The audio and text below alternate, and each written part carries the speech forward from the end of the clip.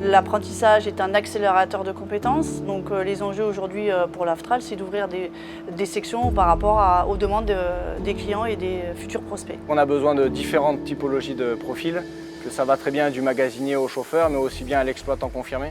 Donc on a vraiment besoin d'un apprentissage permanent dans nos entreprises. Que ce soit les métiers du transport ou de la logistique, ce ne sont pas des métiers phares au niveau des apprentissages.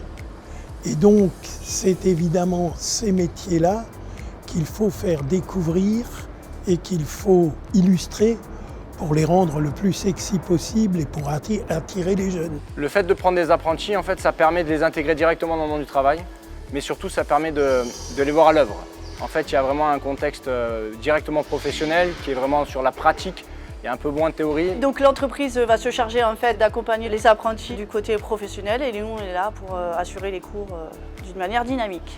C'est des métiers qui se transforment et il faut s'adapter, il faut adapter la formation, il faut la suivre, il faut qu'elle soit dans la durée acceptable pour l'entreprise, il faut qu'elle soit valorisante pour le salarié. Et on a vraiment besoin de gens plus compétents, plus rapides. Il y a un manque de main-d'œuvre à tous les postes. On a ouvert des sections en fonction des besoins d'entreprise. Mais en fait, quand on ouvre une section, c'est parce qu'il y a un besoin d'une entreprise. On est sur le CAP logistique et le bac pro également logistique. Toute entreprise a besoin de logistique, parce que la logistique, c'est pas que conduire un chariot. La logistique, c'est de l'achat, c'est de la vente, c'est la gestion de stock, c'est la préparation de commandes, c'est la préparation de véhicules. Et ils ont également fait le sourcing pour trouver ces jeunes, ce qui n'est pas évident dans nos métiers.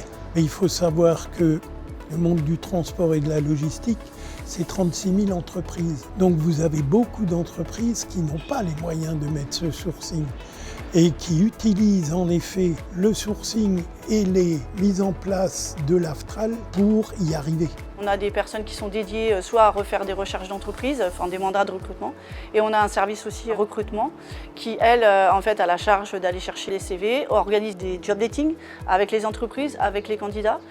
On les prépare également sur des ateliers CV, on les prépare également à l'entretien.